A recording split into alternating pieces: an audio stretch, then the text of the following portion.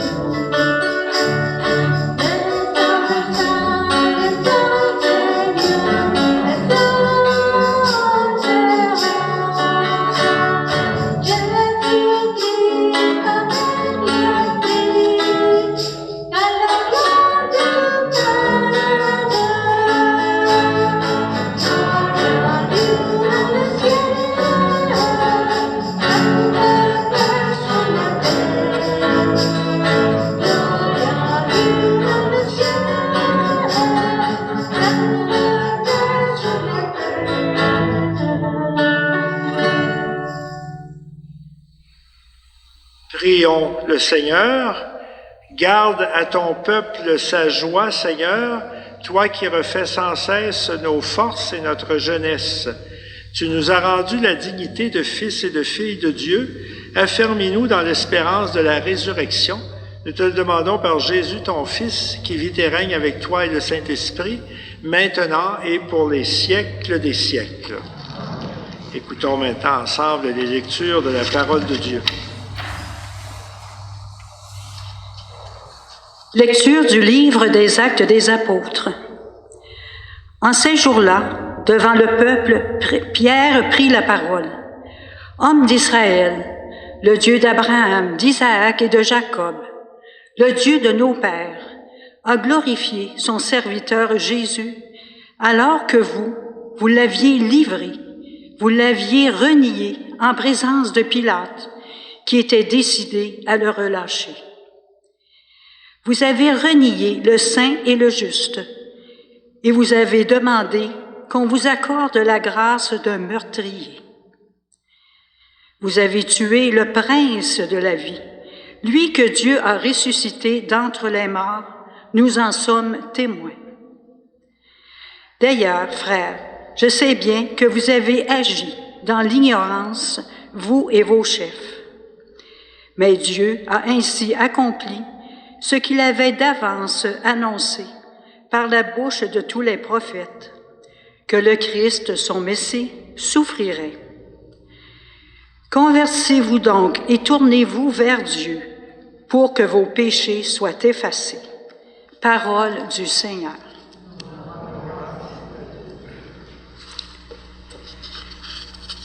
Sur nous, Seigneur, que s'illumine ton visage. Sur nous, Seigneur, que s'illumine ton visage.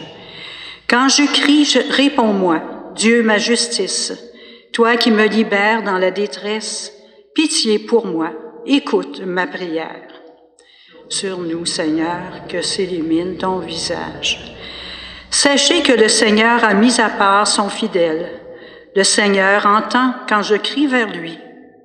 Beaucoup demandent qui nous fera voir le bonheur. Sur nous, Seigneur, que s'illumine ton visage. Sur nous, Seigneur. Dans la paix, moi aussi, je me couche et je dors, car tu me donnes d'habiter, Seigneur, seul dans la confiance. Que s'illumine ton visage. Lecture de la première lettre de Saint Jean. Mes petits enfants, je vous écris cela pour que vous évitiez le péché. Mais si l'un de nous vient à pécher, nous avons un défenseur devant le Père, Jésus-Christ le juste. C'est lui qui, par son sacrifice, obtient le pardon de nos péchés, non seulement des nôtres, mais encore de ceux du monde entier. Voici comment nous savons que nous le connaissons, si nous gardons ses commandements. Celui qui dit « je le connais » et qui ne garde pas ses commandements est un menteur. La vérité n'est pas en lui. Mais en celui qui garde sa parole, l'amour de Dieu atteint vraiment la perfection. Parole du Seigneur.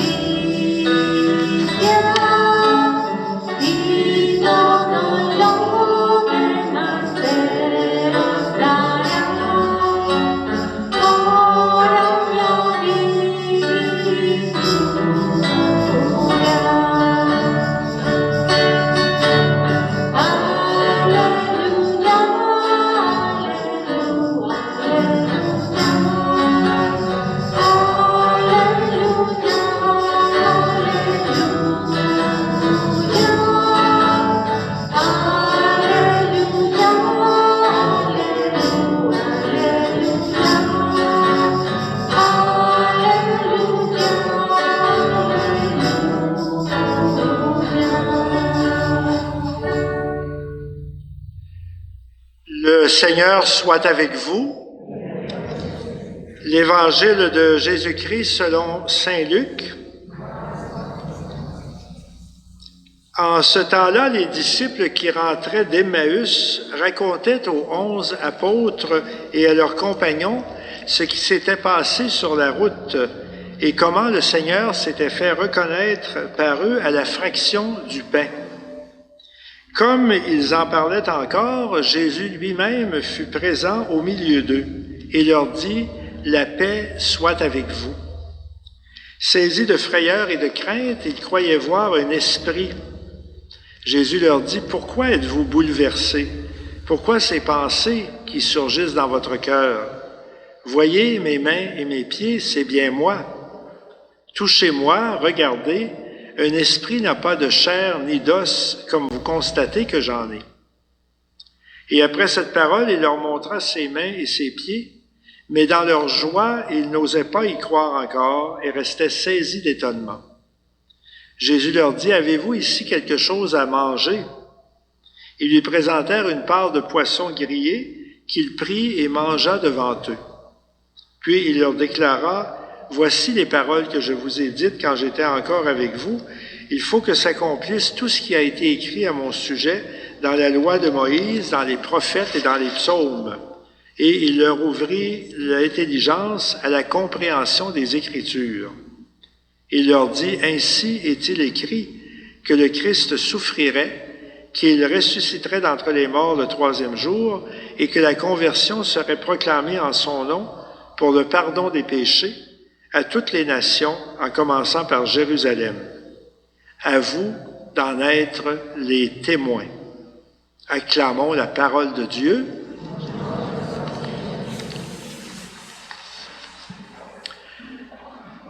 Alors, chers amis, au cours de ces dimanches qui suivent la fête de Pâques, nous allons entendre plusieurs récits qui nous viennent des 4 évangiles, qui nous parlent des rencontres de Jésus avec ses disciples après sa résurrection. Et il y a une réalité qui est toujours très fortement soulignée, c'est combien les disciples ont eu de la difficulté à croire que celui qu'ils rencontraient, c'était vraiment le même Jésus qui avait suivi, qui était mort, et de croire que maintenant il était vivant à nouveau avec eux.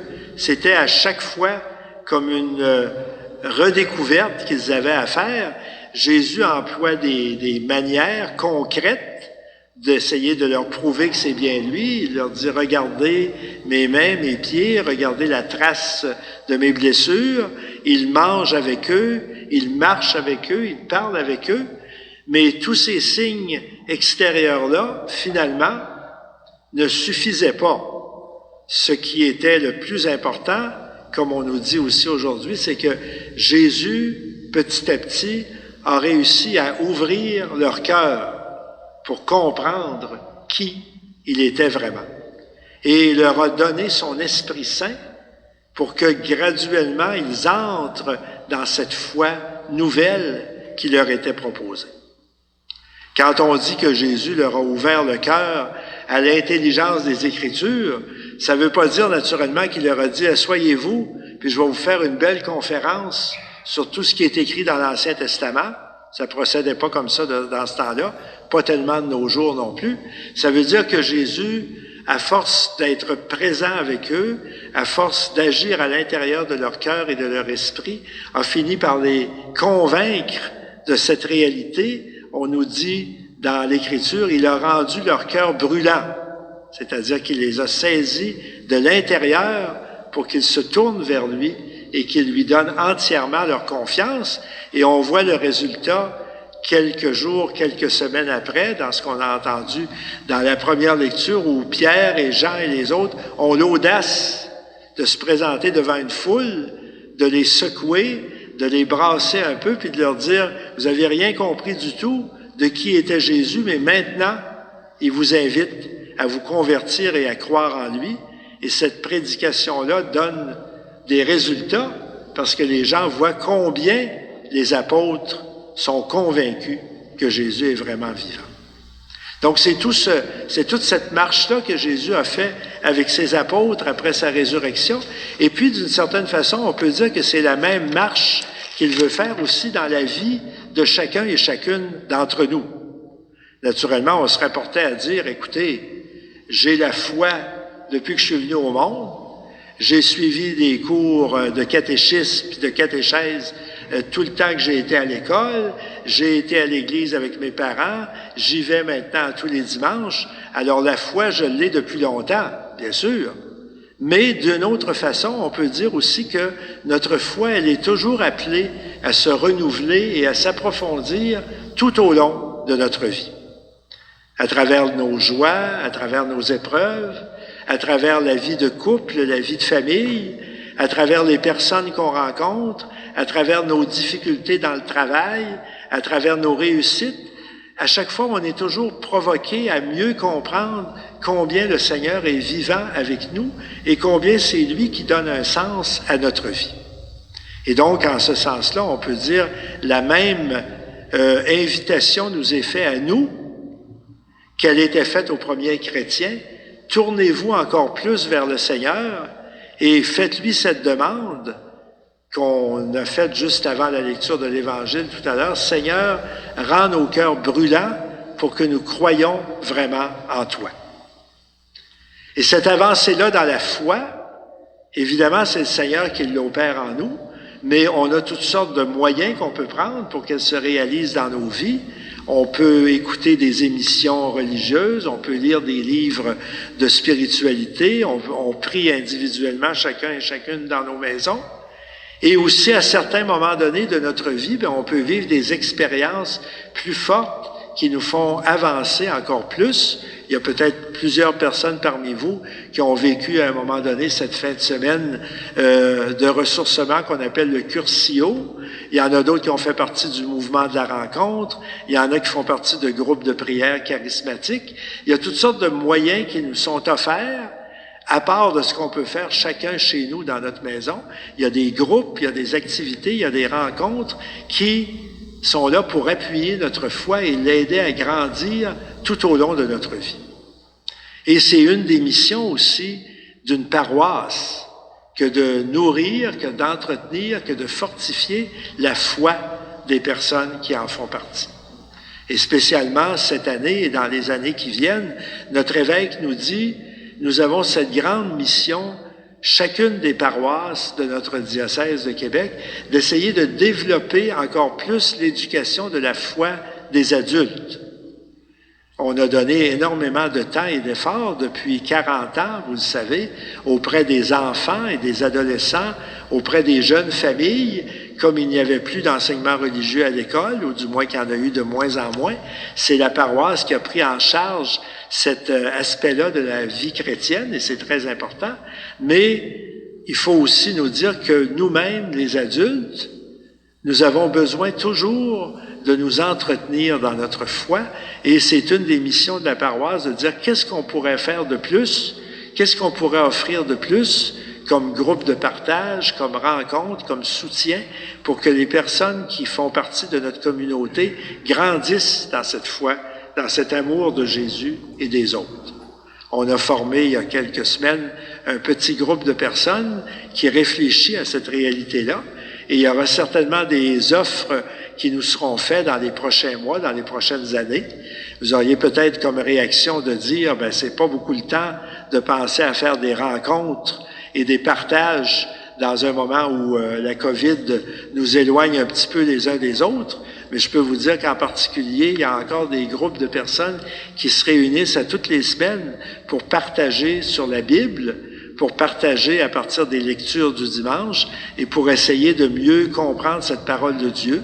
Ça se fait naturellement par Internet, ça se fait à distance, mais même si on n'est pas tous dans la même pièce, on est tous unis par la même foi, par le même désir d'approfondir notre rencontre et notre amour pour le Seigneur.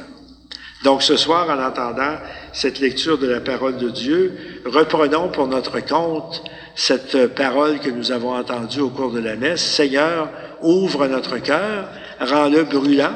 Demandons à Jésus qu'il nous aide dans nos doutes, dans nos épreuves, dans nos manques de foi à l'occasion, et qu'il nous redise toujours qu'il est un Dieu vivant avec nous. Et que notre célébration de l'Eucharistie ce soir, que la communion que nous allons recevoir tout à l'heure, nous redonne et fortifie en nous cette certitude d'un Dieu qui est vivant et qui nous accompagne à chacune de nos journées sur notre chemin. Amen. Et maintenant, unissons-nous les uns aux autres pour redire notre profession de foi. Je crois en Dieu, le Père Tout-Puissant, Créateur du ciel et de la terre, et en Jésus-Christ, son Fils unique, notre Seigneur, qui a été conçu du Saint-Esprit, est né de la Vierge Marie, a souffert sous Ponce Pilate, a été crucifié, est mort et a été enseveli, est descendu aux enfers, le troisième jour est ressuscité des morts, est monté aux cieux, est assis à la droite de Dieu, le Père Tout-Puissant, d'où il viendra juger les vivants et les morts. Je crois en l'Esprit Saint, à la Sainte Église catholique, à la communion des saints, à la rémission des péchés, à la résurrection de la chair, à la vie éternelle. Amen. Nous avons entendu Jésus nous dire qu'il apporte la vie, la paix dans notre monde. Présentons-lui maintenant nos intentions de prière et à chaque intention, nous répondons « Ô Père, exauce-nous ».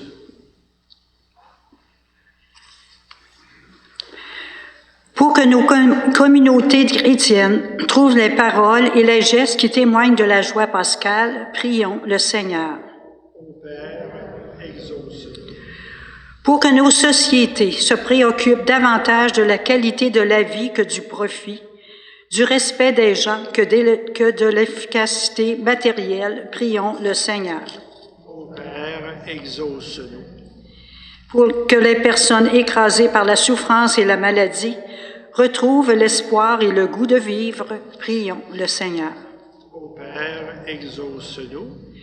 Pour ceux et celles qui doutent et qui ne savent plus à qui s'adresser pour trouver un sens à leur vie, prions le Seigneur. Ô Père, exauce-nous.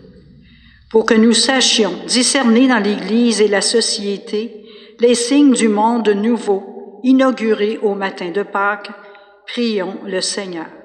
Ô Père, exauce-nous. Et comme on le soulignait au début de la messe, aujourd'hui, notre pasteur Denis Cadrin célèbre son anniversaire de naissance, alors portons-le dans notre prière et portons toutes les autres personnes qui sont au service de notre paroisse. Dieu notre Père, tu nous montres en Jésus ressuscité que l'amour est plus fort que la haine et que la vie l'emporte sur la mort. Renouvelle nos cœurs afin qu'ils accueillent avec joie le monde nouveau inauguré par Jésus, lui qui règne pour les siècles des siècles. Amen.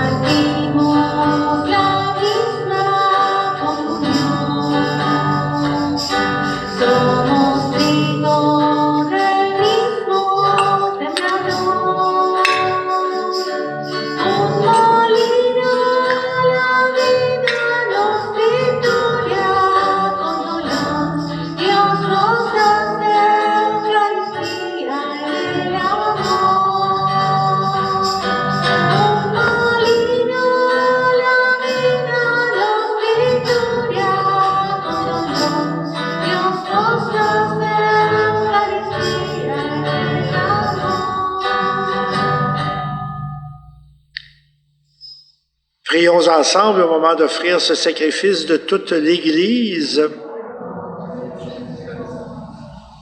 Seigneur, accueille les dons de ton Église en fête. C'est toi qui es à l'origine de notre bonheur. Fais qu'ils s'épanouissent en joie éternelle par Jésus ton Fils qui vit et règne pour les siècles des siècles. Le Seigneur soit avec vous Élevons notre cœur. Rendons grâce au Seigneur notre Dieu.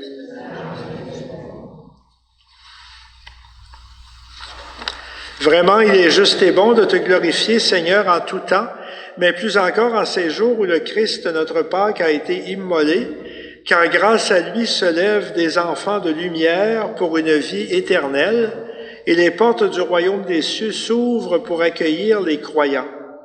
Oui, nous te rendons gloire, car sa mort nous libère de la mort, et dans le mystère de sa résurrection, chacun et chacune de nous est déjà ressuscité. Voilà pourquoi le peuple des baptisés, rayonnant de cette joie de Pâques, exulte par toute la terre, tandis que les anges dans le ciel chantent sans fin l'hymne de ta gloire. Saint le Seigneur, Dieu de l'univers, le ciel et la terre sont petits de ta gloire. Hosanna au plus haut de Dieu, Hosanna au plus haut de Dieu.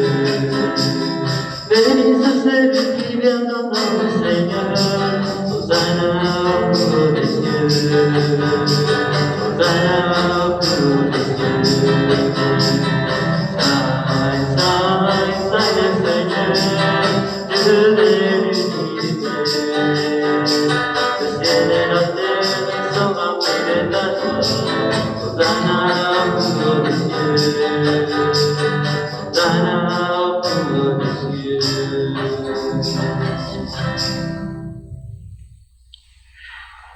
Oui, vraiment, tu es saint et digne de louange, Dieu qui aime tes enfants, toi qui es toujours avec nous sur les chemins de la vie, et vraiment ton Fils Jésus est béni, lui qui se tient au milieu de nous quand nous sommes réunis en son nom.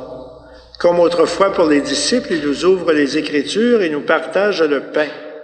Maintenant, Père de toute grâce, nous t'en prions, envoie ton Esprit Saint afin qu'il sanctifie nos offrandes, que ce pain et ce vin deviennent pour nous le corps et le sang du Christ, notre Seigneur. À la veille de sa passion, la nuit de la dernière scène, il prit le pain, il rendit grâce, il le rompit et il le donna aux siens en leur disant, « Prenez et mangez-en tous, ceci est mon corps livré pour vous. »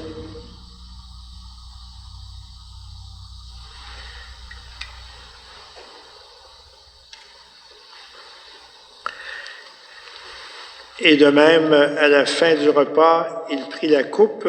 De nouveau, il te rendit grâce et la donna à ses disciples en disant, « Prenez et buvez-en tous, car ceci est la coupe de mon sang, le sang de l'alliance nouvelle et éternelle, qui sera versé pour vous et pour la multitude en rémission des péchés. Vous ferez cela en mémoire de moi. »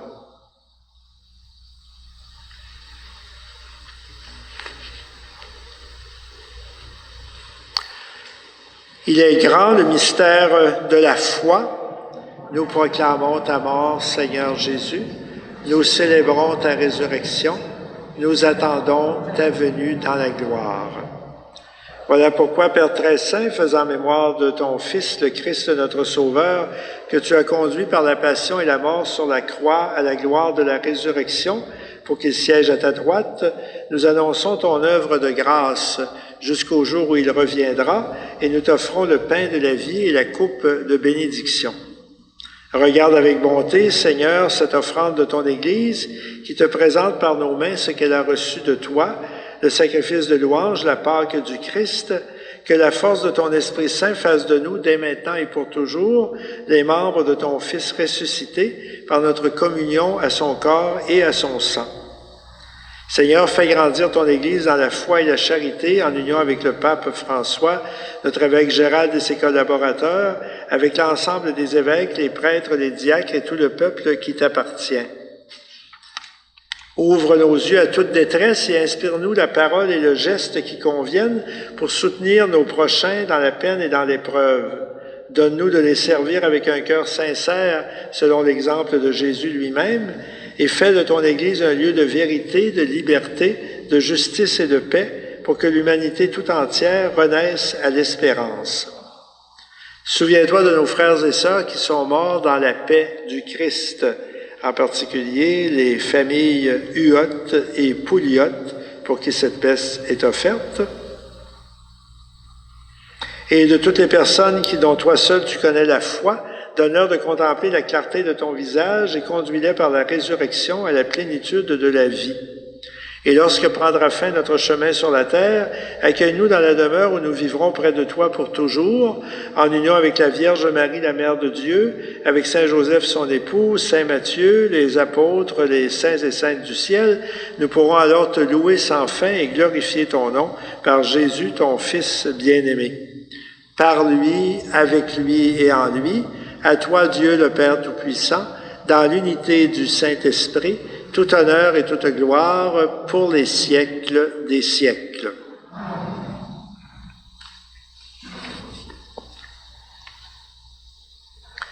Et maintenant, disons d'un même cœur la prière que Jésus lui-même nous enseigne.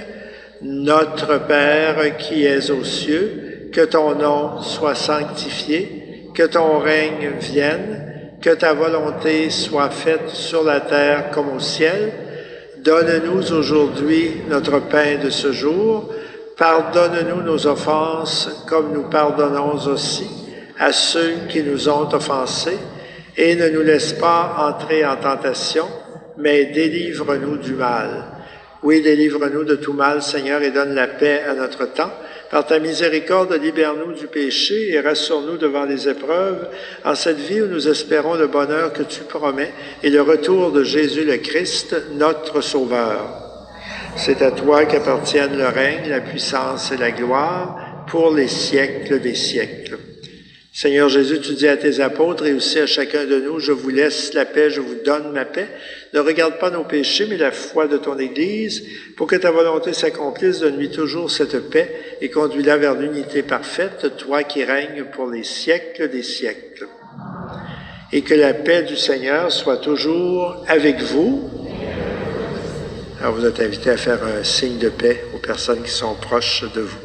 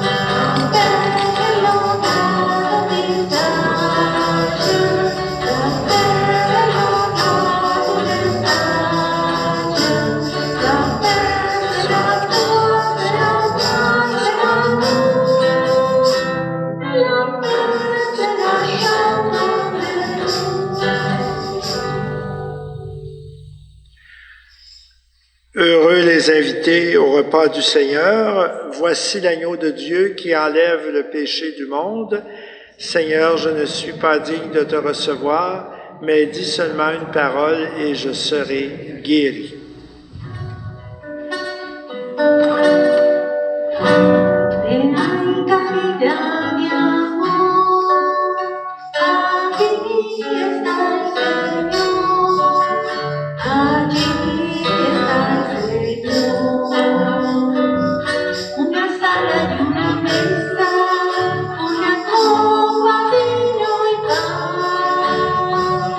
Los hombres compartiendo